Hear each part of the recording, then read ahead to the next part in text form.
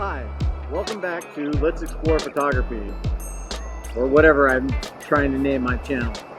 I'm not 100% sold on my name for my channel yet, so hey, do me a favor, drop down below, give me a suggestion. Maybe I'll change it. Maybe I'll find something that works a little better. Anyway, for those of you who don't know me, my name's Shane.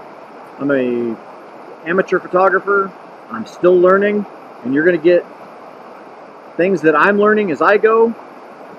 We're going to learn together.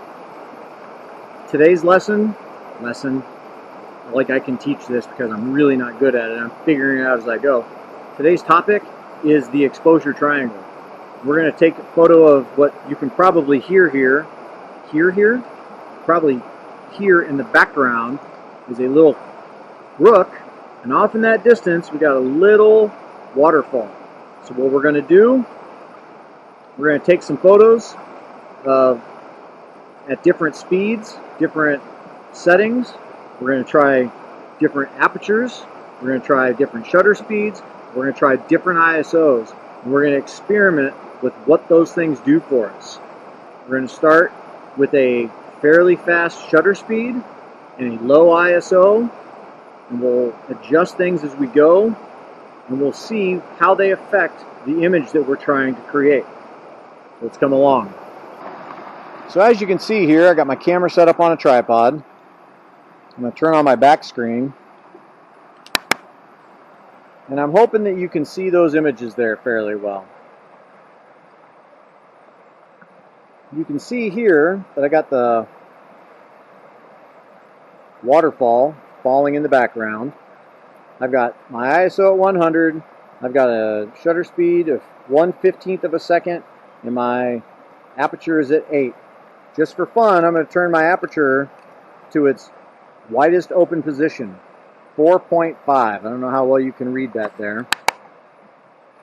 We're here at 4.5. I hope you can read that. Let's see if I can get that to zoom.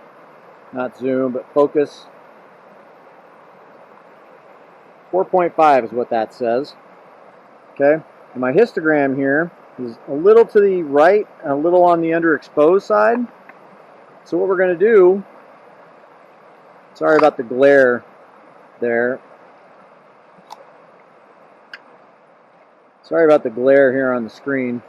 I'm doing what I can with the lighting. What we're going to do is we're going to open this up.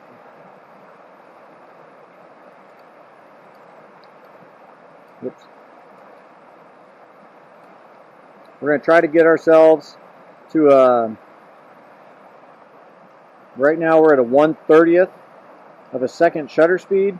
I'm at my widest open aperture, and I'm at my brightest ISO, 100. We're going to snap this photo here, and we're going to see what that gives us.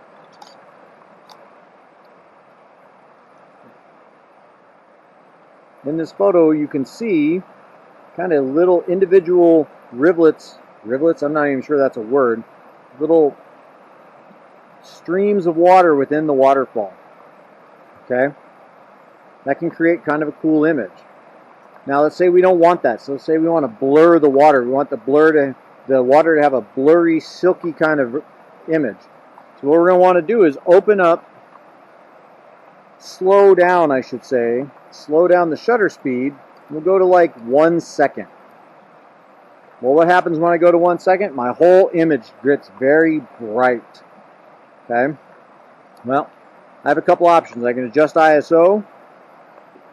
Problem is, adjusting to ISO, I'm already at my dimmest ISO. I said brightest a minute ago. I'm at my dimmest ISO.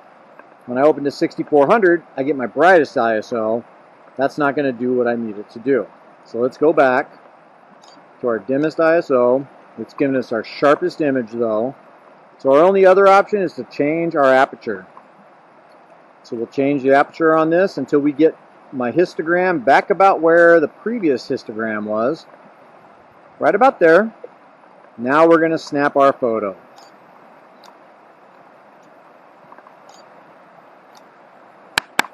Now, maybe you can see here that our image is a lot smoother, it's a lot silkier, it's a lot flatter. I know it's hard to see here. I promise I'll take these photos and I'll impose them over the video in post-production, so you'll be able to see these as I'm talking. So we got a nice blurrier, smooth water. You can still see a little bit of streams, but it's not as individual and distinct. That's how we get, by changing our shutter speed and then opening up or closing down our aperture, I apologize, by slowing down our shutter speed, by closing down our aperture and keeping it on the tightest ISO, or the darkest ISO, but the sharpest image, we're able to create that image. Now let's say we want to do something in the middle.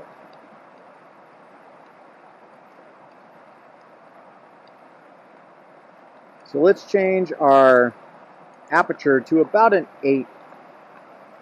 8 to 9 on this particular lens is a decent one. But look how bright it is now. We can't take this photo. If we do, this is all we're going to get. Just a bunch of white light. So now we change our shutter speed. And now we're down around 1/8 of a second. And we're back in that area that we were before. We're at our ISO 100. Let's see what kind of image we get from this. So we're kind of in the middle there. We got the individual little streams in the waterfall. It's really kind of smooth. That's not doing what we need it to do. So another option we have,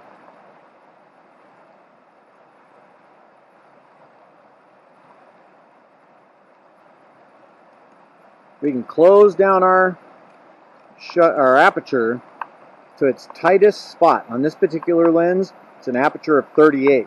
Now we've shifted everything to the left. Okay? Now we need more light to come in.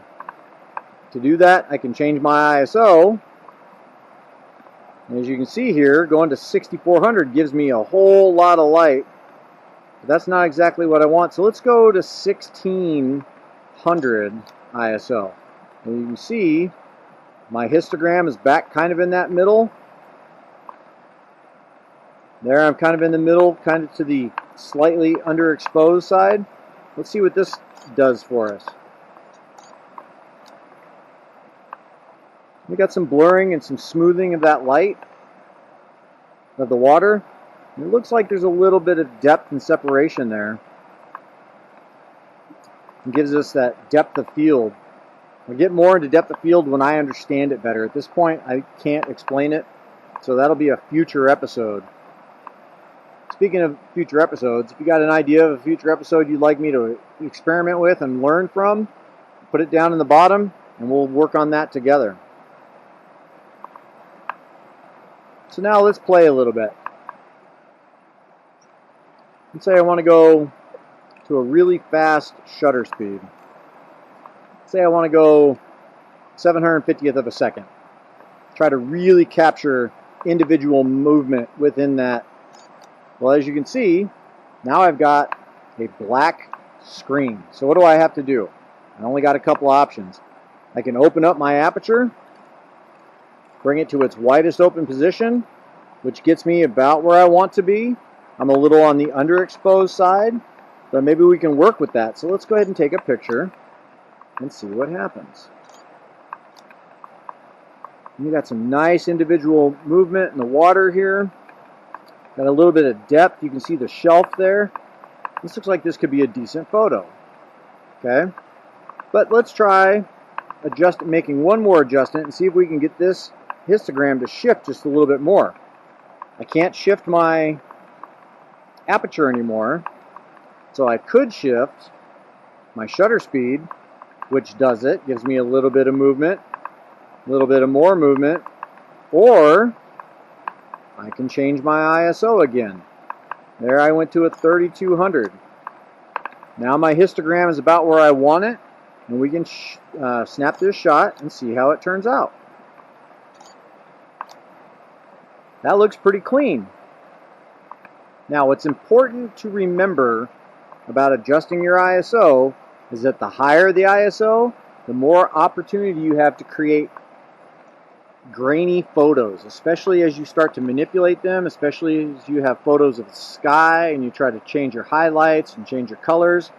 Any kind of additional, any of your lint, any kind of dirt inside your lens is going to show up on that image. That's where using the lower ISO helps considerably. It just depends on what your lighting conditions are and what kind of image you're trying to shoot. That all comes with practice and experimenting and seeing what you can figure out for yourself. With practice and doing this, these things start to become a little more natural, a little more second nature. So we're going to try one more time to adjust our shutter speed. Let's go down to 1/250th. See what happened? My histogram shifts to the right. Now I'm overexposed. Let's change that ISO again. Let's drop it down to an 800. Now you can see here I'm still a little overexposed. So let's change our aperture. Our aperture made us really dark. So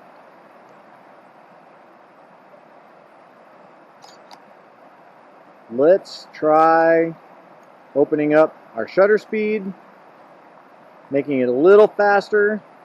Now we're down to 1/90th. We're kind of in that middle. We're getting that second peak. Let's see what that does for us.